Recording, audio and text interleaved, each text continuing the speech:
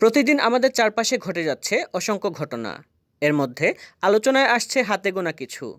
তবে সময় ও পরিস্থিতির পরিপ্রেক্ষিতে গুরুত্বপূর্ণ হয়ে ওঠে বেশ কিছু বিষয়।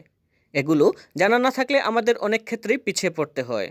এ কারণে বিশ্বের বিভিন্ন প্রান্তে ঘটে যাওয়া নানা ঘটনা থেকে সংক্ষেপে কিছু গুরুত্বপূর্ণ সংবাদ থাকছে বাংলাভিউ দর্শকদের জন্য। বিশ্বে করোনা ভাইরাসে আরও ১৩৫০ জনের মৃত্যু, শনাক্ত ৪ লাখেরও বেশি। করোনা ভাইরাসে গত ২৪ ঘন্টায় ১,৩৫০ জন মৃত্যুবরণ করেছেন। এছাড়া নতুন করে এই ভাইরাসে শনাক্ত হয়েছেন ৪,৮৮,৮১৯ জন। গত একদিনে সুস্থ হয়েছেন ৩,২২,০৪৩ জন। বিশ্বে এখন পর্যন্ত করোনা ভাইরাসে মৃতের সংখ্যা দাঁড়িয়েছে ৬৭,৬৭,১৪৯ জনে। আর শনাক্ত রোগীর সংখ্যা দাঁড়িয়েছে ৬৫,৬১,৪৪,০৪৯ জনে।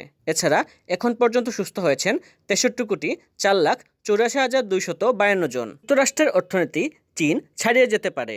এক সময় অর্থাৎ কয়েক শতাব্দী আগে বিশ্বের শীর্ষ অর্থনৈতিক দেশ ছিল চীন।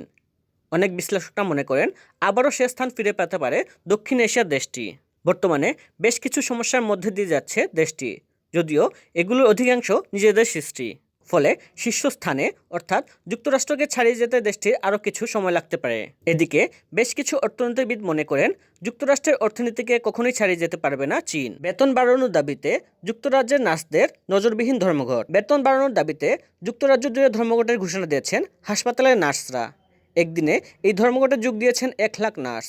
বৃহস্পতিবার সকাল থেকে ইংল্যান্ড, ওয়েলস ও উত্তর আয়ারল্যান্ডে এ ধর্মঘট শুরু হয়। পশ্চিমবঙ্গের চন্দননগর যেন এক টুকরো ফ্রান্স। কাতার বিশ্বকাপের সেমিফাইনালে ফ্রান্স মরক্কোকে ২-১ গোলে হারানোর সঙ্গে সঙ্গে উৎসবে মাতোয়ারা হয়ে ওঠে পশ্চিমবঙ্গের হুগলি জেলার চন্দননগর শহরটি। মধ্যরাতে ফ্রান্সের জাতীয় পতাকা নিয়ে রাস্তায় নেমে পড়েন অসংখ্য ফুটবল প্রেমী। রাতভর চলে হৈ হুল্লোড় স্লোগান। গঙ্গাপাড়ের প্রাচীন শহরটির জন্য হয়ে উঠেছে এক টুকরো ফ্রান্সে। ২০২৩ সাল থেকে আর মহামারী আকারে থাকবে না করোনা, আশা WHO-র। আগামী ২০২৩ সাল থেকে করোনা আর মহামারী পর্যায়ে থাকবে না বলে আশা করছেন বিশ্ব স্বাস্থ্য সংস্থা। বৃহস্পতিবার সুইজারল্যান্ডের রাজধানী জেনেভায় WHO সদর দপ্তরে আয়োজিত এক সংবাদ সম্মেলনে এই আশাবাদ ব্যক্ত করেন সংস্থাটির মহাপরিচালক তেদ্রোস আধানম গেব্রিয়েসুস। সংবাদ সম্মেলনে WHO মহাপরিচালক বলেন, ২০২০ সালের শুরুর দিকে করোনা যে মহামারী আকার ধারণ করেছিল তা গত ৩ বছরে অনেকটাই হ্রাস পেয়েছে। ২০২০ বা ২১ সালের চেয়েও বর্তমানে করোনার দৈনিক সংক্রান্ত ও মৃত্যুর সংখ্যা অনেকটাই কমেছে।